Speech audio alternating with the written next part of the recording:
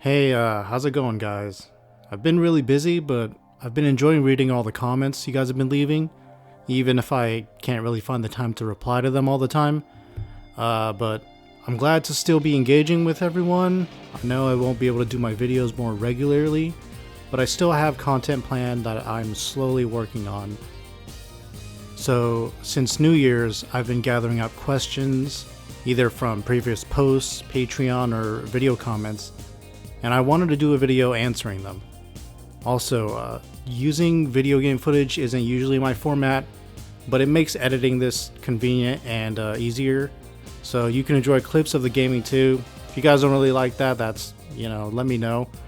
Otherwise, it's just me having fun in the background.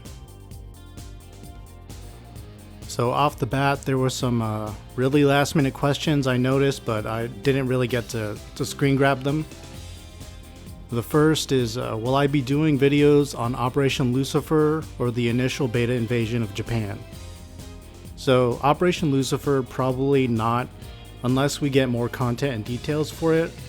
I have seen clips of Takayuki in a Shiranui and the battle going on, but none of it is translated or available to me. So I definitely want to experience anything about that if it exists first.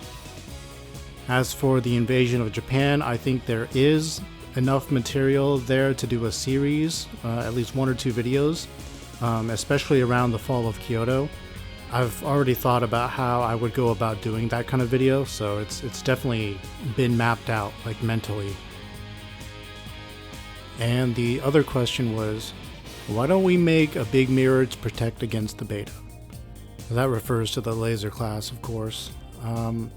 I think the laser irradiation would simply be too powerful. Like, even if lasers can get reflected, a powerful enough laser will still melt the mirror and the glass it's reflecting off of. So the beta lasers are definitely powerful enough to negate that effect.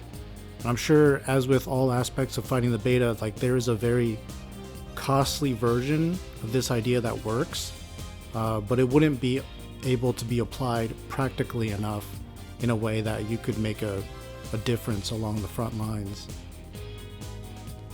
Alright, and with those last minute questions out of the way, here are the ones that I did pick up screen caps for, and this one comes from one of the latest TSF videos, and it goes, great video, and you plan on doing this kind of video on mechs from another show, world, or timeline?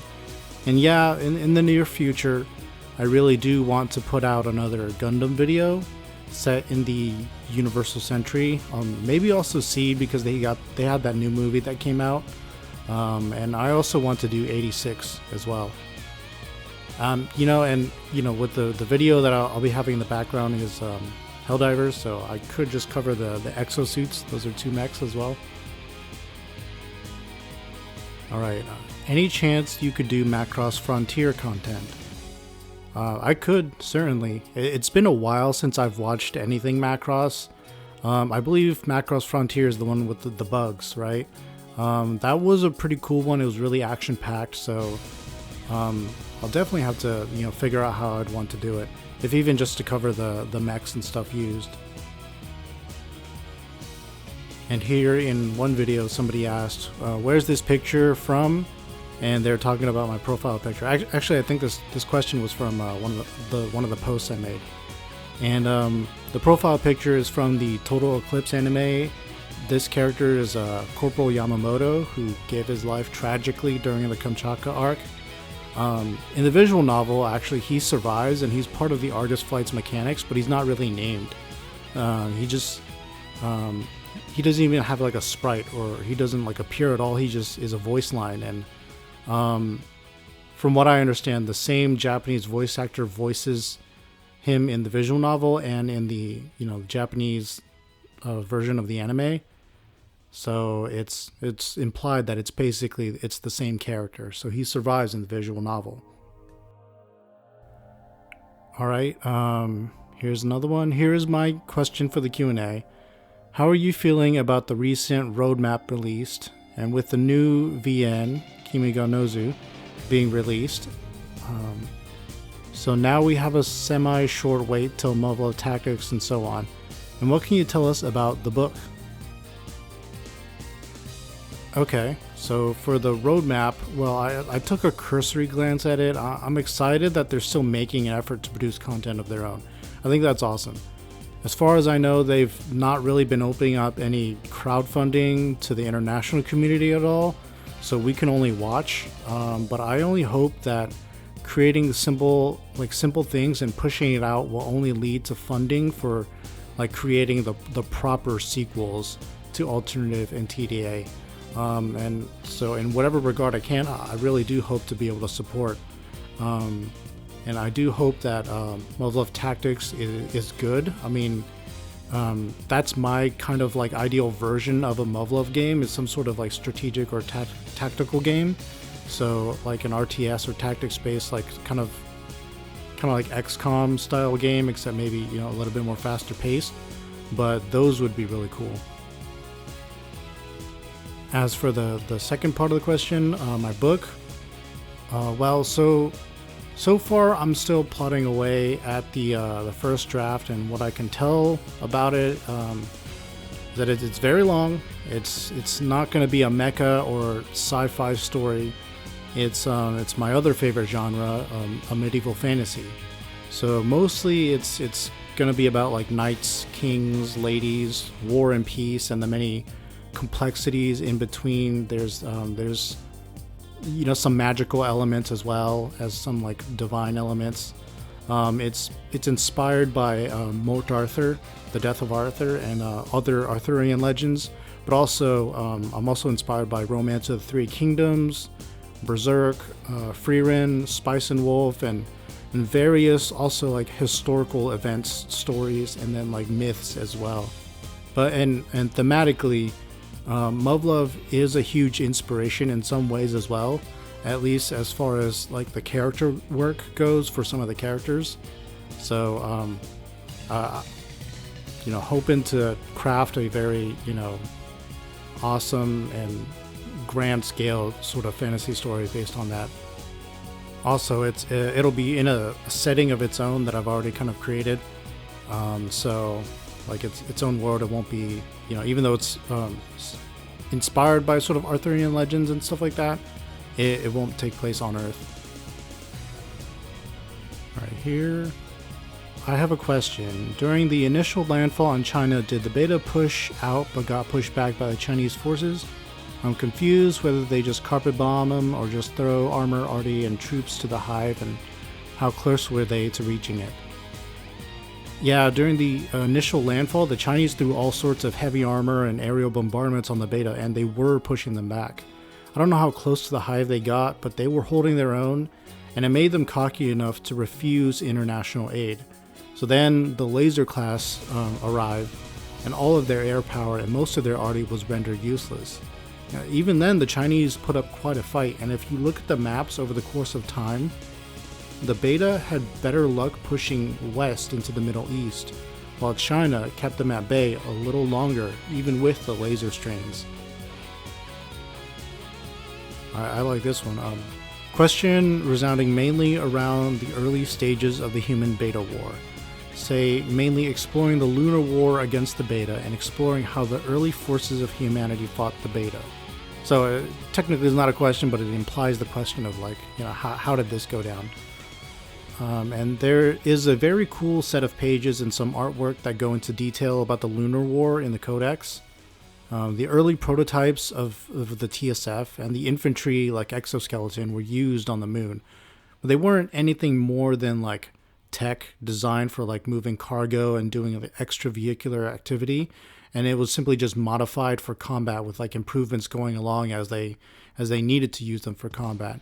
So naturally, like on the moon, they took heavy losses, and at one point I believe they even used Rod of Gods on the moon, but while those did some damage to the beta would just replenish their numbers again and come back, except that by then the Rods of God had like kicked up massive storms of like moon dust that simply just floated around and, you know, rarely ever settled, which was a huge disadvantage to the already disadvantaged human soldiers.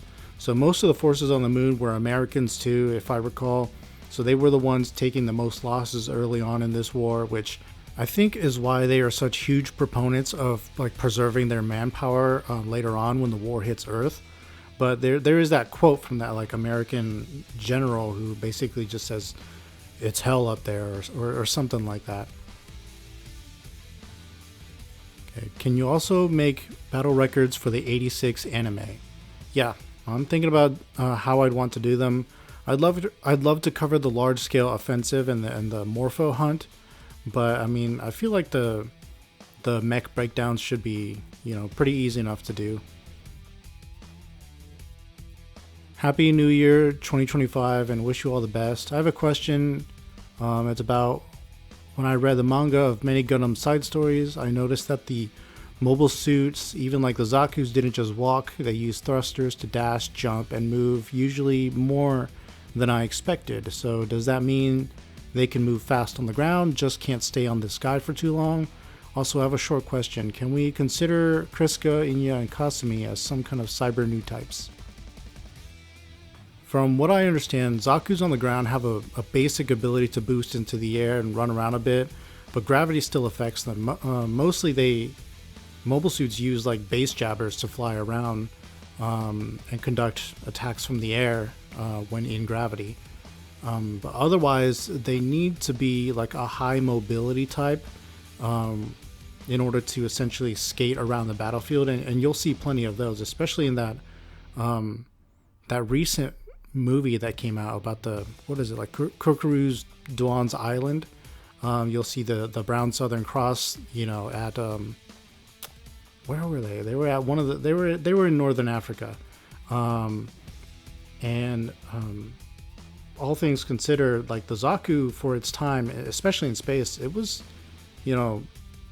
quite mobile, for the period that it existed. And obviously more mobile suits came around that were far more mobile, but I mean the Zaku was in that lore it was pretty groundbreaking. Now for Kriska, Inya, and Kasumi, I'd say that the cyber new type comparison is pretty close.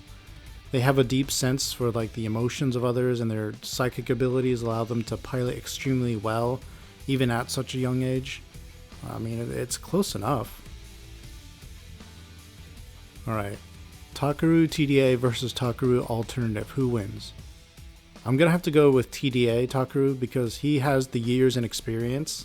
And Alternative Takaru I feel like he was finally starting to truly come into his own as a pilot, as both a pilot and a leader, just at the very end of the story. Whereas the one in TDA, he's been around the block, essentially. Okay, this question is very thorough and is very long. I've already read it. I'm just going to try to summarize it as best as I can. And it's, do you consider Operation 21st to be a strategic failure if hypothetically they didn't suddenly get rushed into Operation Cherry Blossom and the beta didn't come up with like new tactics to counter them, and they were actually going to continue on to attack the Hive in Korea? So under those like circumstances, would the result of Sarogashima, would that be considered a failure? So while there were a lot of losses and like kind of like a political loss as well for the Alternative 4 camp, because of the results of Operation 21st, it did accomplish the strategic objective of acquiring data on all hives and their layouts across the world. And so under this hypothetical scenario, the events of Sarogashima all played out and the Yokohama defense all played out, but we're just moving on to the Korean hive as planned. And so having acquired the strategic data of all the hive layouts, I would say that that's still, a strategic victory, even with all of the losses and setbacks. But even then, I'm sure in the eyes of a lot of like the people in the game and stuff like that, they could reasonably consider it a failure. In fact, if you yourself, think that it's much more important to be able to take these objectives conventionally and with the lowest amount of losses possible, then yeah, you could consider it a failure because the manpower is drained and it's basically just you made an assault and you've essentially just lowered your defenses because you've drained a lot of resources and personnel. And that's kind of something that I like about Muv Luv, is that if you examine the scenarios and how they play out, just like stepping slightly in one direction or the other to look at the to shift your perspective, like it changes your entire outlook on like, well, actually, in this regard, these people do have a point, but in this regard you move slightly over, then these people actually do have a point. And both sides could make viable arguments for why they're right and that their approach is is more practical, is more beneficial. And it's much better than a black and white sort of, these people are wrong and they're impractical and they're just kind of like wrong and they're dumb, and these people are smart and they're right, and we as the audience should obviously know which one to pick. Like, no, in fact, it presents a lot of very intelligent analysis and like argument. And then while the characters obviously are going to pick one way that is the right way, we as the reader can sit back and we can go, actually, I kind of like where these other people are coming from though. And so in another scenario, if like the characters didn't choose the right option, like, what would it be like if these other people won out because their idea was pretty good too? I think a good story allows for that. Muv Luv does, certainly, and it benefits from doing that.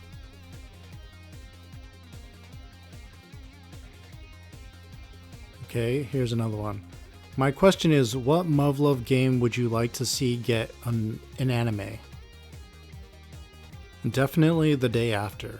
It is perfectly written for it, and there is already like a quick prologue explaining the beta war and like the losing situation that's even like slightly emotional, but also like kind of ominous in a way, with how like Alternative 5 goes into effect and everything.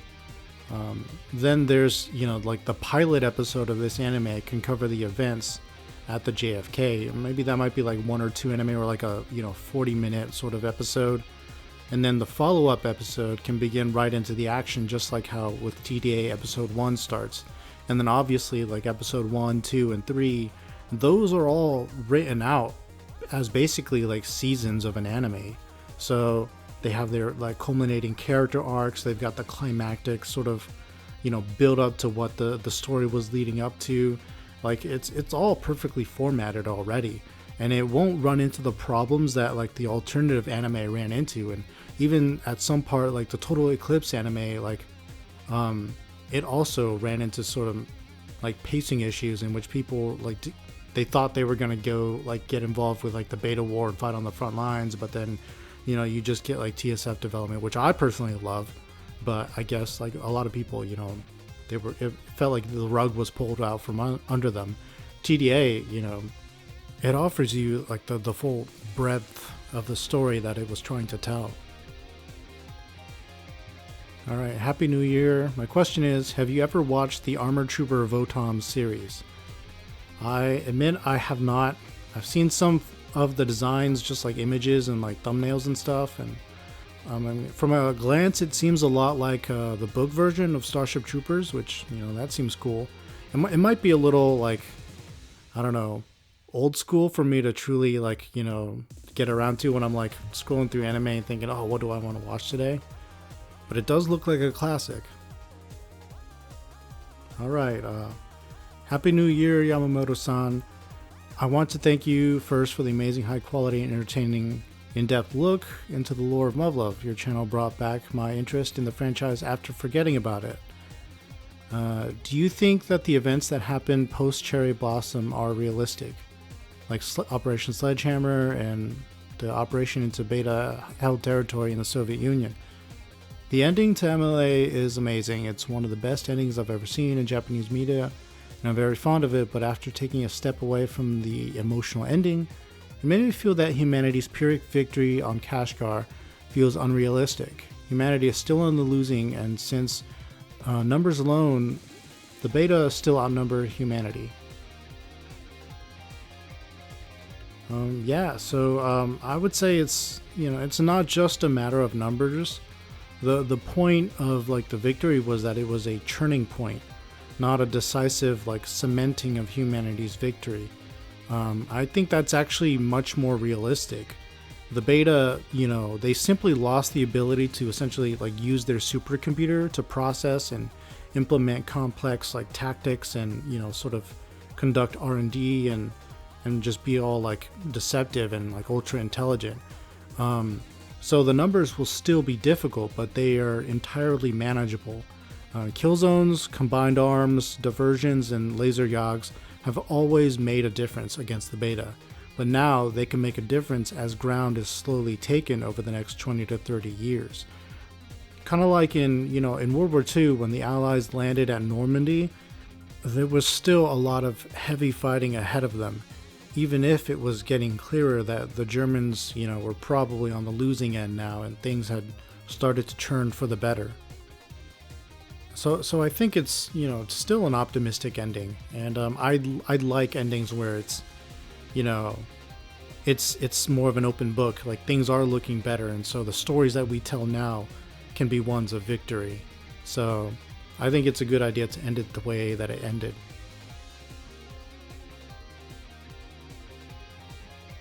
Do you know anything about the aircraft that the F-15 Active Eagle in Muv Luv Alternative Total Eclipse is based on? The real life F-15 Active, I only know that it was an experimental craft and that there were like very limited numbers and they were only used for like demonstration. So I mean, personally, I believe it's a sick design. I first saw and heard of the design when I was playing Ace Combat 5.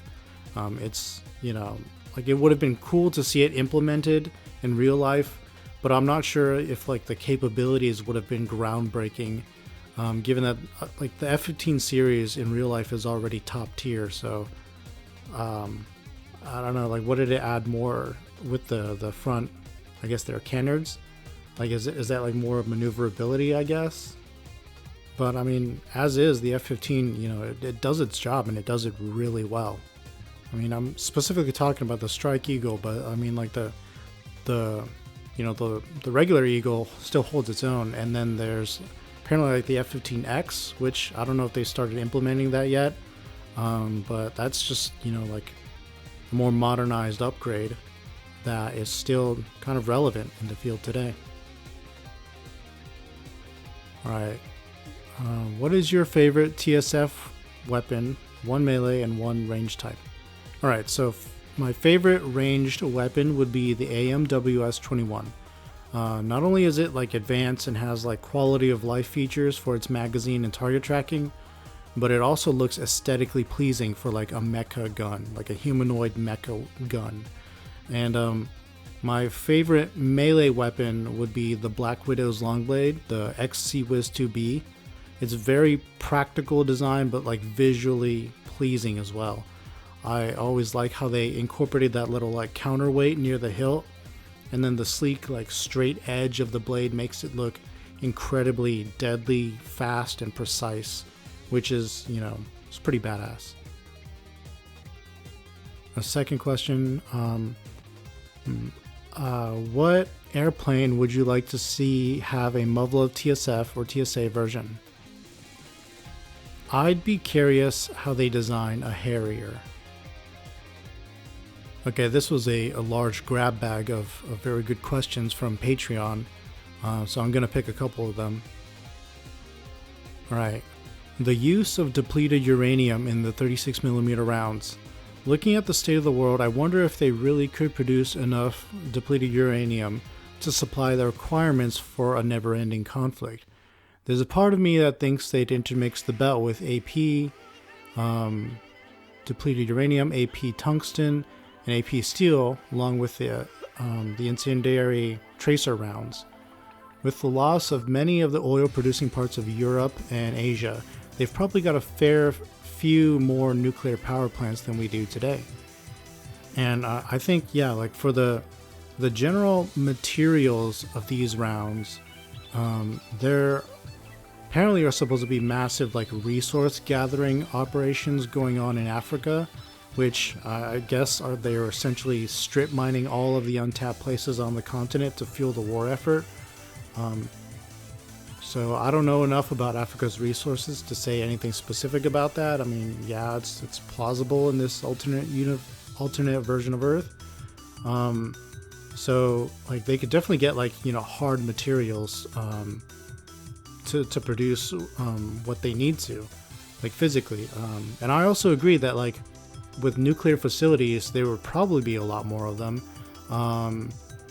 And people would be, you know, less inclined to say, oh no, like no nuclear facilities. I mean, they're already in like a massive war in this world. So I think that they would be doubling down on like, we need whatever we can resource-wise to get into this fight. So they would definitely be like building and using those on a large scale. And I mean, like this is a world where like they had the tech to make it into space early on and to develop mechs. So their like industrial production capabilities could easily be stronger than ours ever were when we were in the year 2000. All right, and this one, if you had to make a playlist for essentially studying and exercise, what 3 to 5 songs from Muv Luv would you put in each playlist? So without including any of Evan Call's music, because they're like too OP for this, I would, for the study playlist, I would put Sunny Place, PX, there's the one called Kokoro, which is like heart, I think, translated. That's the one that I think plays at the start of Extra when you're hearing Sumika's like sort of diary. And then there's the one that translates to, it's like Small Park, and then Desire. These are all sort of the relaxing tracks from Muv Luv, and that's the best environment to study for me. Then for the workout playlist, it would be the Dance on the Battlefield of White Salt from TDA. It would be that one like Initial D Night of Fire reference song from Extra. And then it would be Melody of Awakening from TE. It's when he fires the railgun. War Preparation from Alternative. And then Wind Crossing the Battlefield. Okay, this question is, which would be better light armor or infantry support in Muv Luv? The Titans in Titanfall or the Nightmares, like the simple basic Nightmares in Code Geass, such as the Sutherlands? And my vote went towards the Sutherland Nightmare frames. I think they would be better because they don't have to walk, and aesthetically, like their cockpit block is kind of similar to like TSF control unit blocks already. And they just, I think they have a better sort of like Earth military look to them. So yeah, definitely the Sutherlands. Infantry would be able to hold their own, like supporting TSFs very well in those. Okay, and this other one is, how do you think this would be received in universe, along with your opinion of it? A variant of the AMWS-21 TSF rifle with the 36mm replaced by 3 sequentially fired M68 Gauss cannons from Halo, either in rotary or single stack format. Yeah, so essentially just an autocannon that fires like the Gauss weapons in Halo rather than just 36mm rounds. So this weapon might be powerful on the battlefield, but I don't think it will be received well in the Muv Luv universe. The reason is because of logistics compared against like practicality and like the effect on the battlefield. The weapon would probably take up a lot of resources to produce and maintain, and a single round from one of the barrels might be more expensive than a standard 36mm. Don't quote me on that, but I mean, like, they'll both have the same effect on a tank class beta. Against destroyer carapaces, it might actually bust through, maybe, but overall, I don't think it'll accomplish what the 36mm gun is best at, which is essentially just to put a bunch of fire down range cheaply and quickly. I mean, like, those guns are also designed to be, quickly thrown away, like they're disposable. And they're meant to have like many more weapons readily available in like supply canisters nearby. So with the triple barrel like expensive Gauss gun, it will be too expensive to just be thrown away for a new gun. But if that was the policy to just throw it away, like, you need to spend a ton of resources producing a bunch of them, as if it were cheap and disposable. That, and I don't think it's that much of a game changer, to be this weapon that, you don't throw it away, you keep it because it has a good, damage output against the enemy, essentially. Because, like, when used, it can fire fast, but not quite fast enough. And it's powerful, but not quite enough to down grapplers and destroyers in, like, likely one hit. So this makes it only just a slight step up from the conventional 36mm, but with more expense. And the primary concern with like TSF weaponry in universe, and why like innovative, advanced, and unique designs rarely last, it's because it all boils down to logistics and funding, which always end up having to go with like the bottom dollar. So whatever works when it comes to the frontline TSFs, it works because people started with the bottom dollar and designed what they could from there. Anything more advanced, like, it doesn't get received well, even if it is liked and effective. It just won't be feasible in the long run due to long-term like resource constraints, and like the people that are concerned about those resource constraints essentially shutting those programs down. I'm not saying that like I agree with that, but I mean, like, that is the way that, TSF design essentially works in Muv Luv, is where, you have great designs like the F-14 and everyone's just like, well, it's too expensive, and, it takes too many man hours to maintain, and that time could be used to maintain like the cheaper like craft that we need to be constantly sending to the front lines. But we're losing out on that ability simply because we have these high spec, really powerful craft sitting in the hangars taking up our time. And that just always ends up being like the reality of like the beta war. What do you think about Muv Luv Dimension's end of service announcement right after another game was announced by Aj? I didn't know they were going to end service. I haven't played much of it recently, but I mean, the app is still on my phone. Of course, it was all in Japanese, so I couldn't truly get into it, even if I liked and supported it. I mean, it's kind of fun to just move the TSFs around and kill beta, and try to upgrade your TSFs and get the cooler ones. But I mean, the problem with their business model is that they don't factor in the English-speaking audience for these things, so they kind of shoot themselves in the foot, a lot when it comes to that. What upcoming Muv Luv project are you the most excited for / want the most to happen? Well, I've heard of the Muv Luv Tactics game, so I'm curious to see more about it.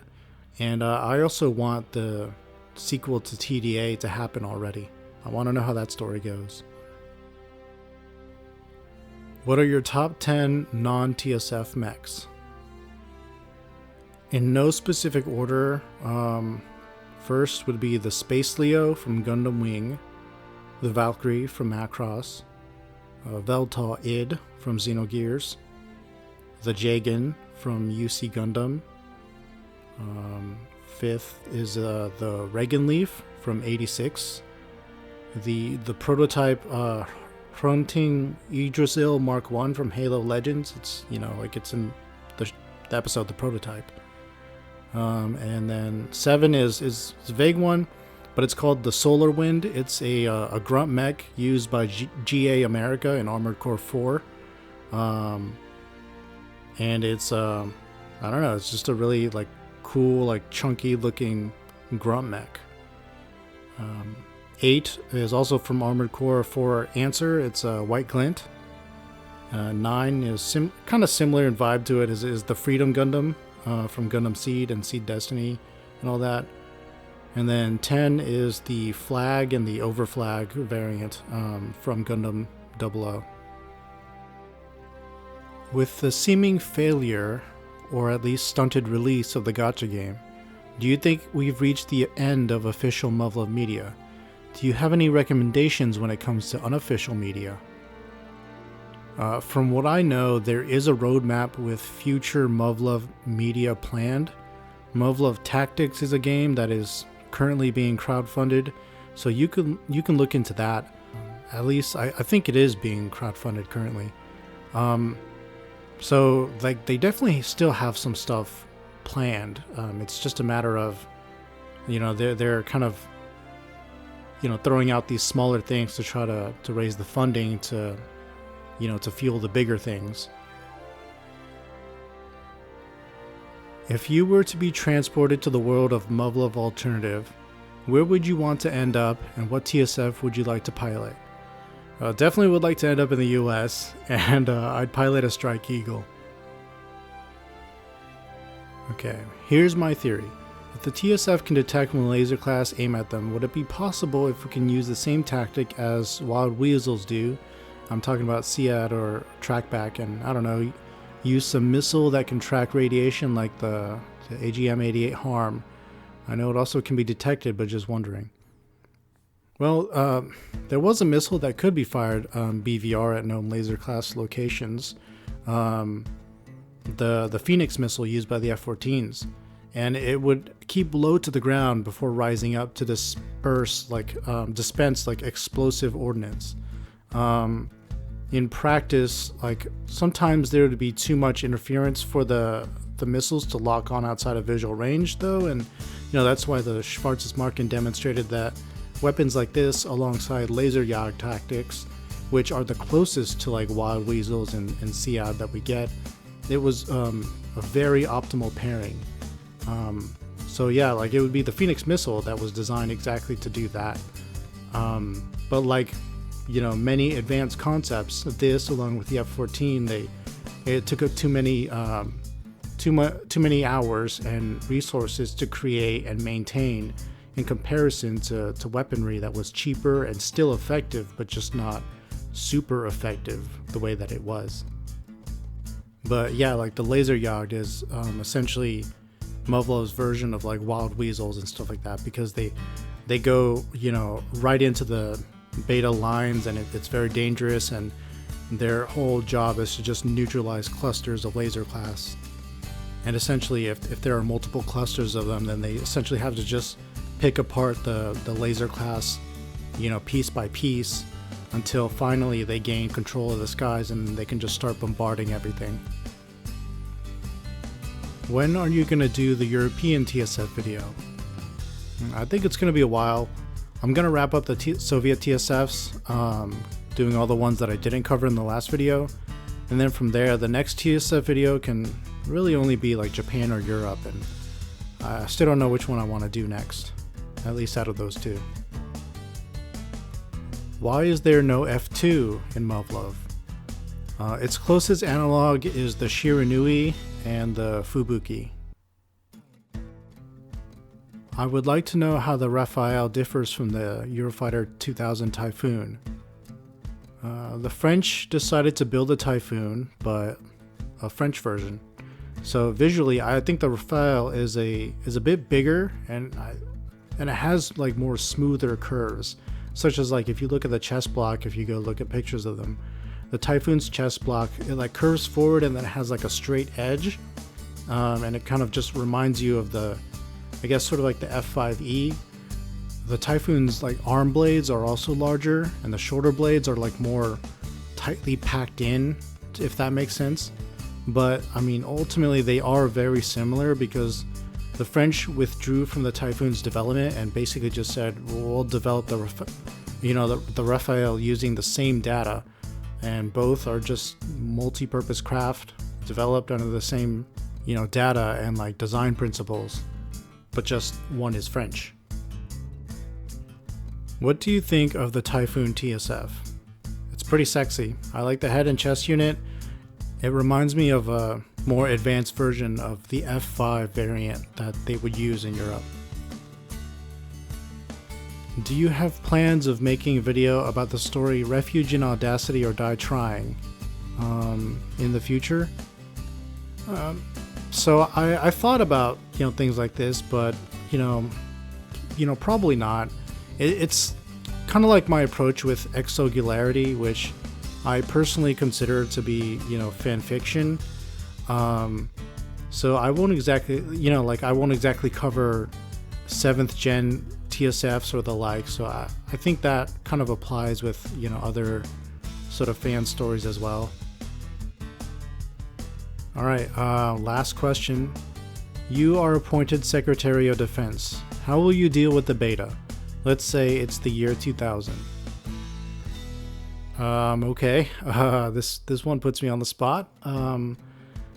We build up our TSF forces. I would assume that we don't know how 2001 plays out at all. So, we would have to play nice with the G-Bomb crowd and continue building up our conventional forces. But when 2001 rolls around, we should be taking a large part in Operation Cherry Blossom and the counterattacks that follow. That would basically consist of sending U.S. expeditionary troops at a large scale throughout 2002 and beyond. It would be a surge, a troop surge. And doing this, we can secure resources and research, all while actively helping out allies as part of a united coalition. In fact, we would have the means to lead that coalition the more involved that we are. This is because the resources and equipment and manpower that we bring to the table that other people can't exactly match, but they've been fronting all of that throughout the entire war, up to the point of 2001. I doubt TSF pilots in the US would look at such a pivotal phase of the war against the beta and not want to be part of it, honestly. So 2000 and 2001 would have to be about ensuring sufficient buildup before committing large-scale forces to that operation. This probably make me really unpopular in the Muv Luv world, simply because the US likes to, they prefer to sit back, and it seems like their whole approach is don't waste American lives, don't spend American lives. But historically, when the US finally gets involved, and yeah, it is usually, after a lot of people have done a lot of the dying and fighting, that's when essentially it just becomes this steamroll that, you just have to maintain the forward momentum until the war is over with, all of the US's resources committed. And I think the beta war was, is essentially, it needs something like that. So that's all the questions I was able to find. I know I saw some comments a while ago that were very in-depth and thorough with questions they wanted to ask, but I couldn't find them after combing through the comments again, sadly. Overall though, love talking to you guys about Muv Luv and sci-fi and military things like that. Between writing the next chapters of my book, I'll be finding time to also write the other TSF video scripts and get into the research and details and editing about that. The battle records, as far as those go, they will have to take a lot more time simply because they demand far more extensive research and deduction. But the next battle video will definitely be Yokohama Defense. It'll be somewhere far down the line. And then after that, it will either be Fall of Kyoto or I can go right into Cherry Blossom. I don't know yet, but like with the other video, those will be far off. Anyway, hope you guys enjoyed this video, either watching or just listening to it. Thanks a lot for everything, and have a good one.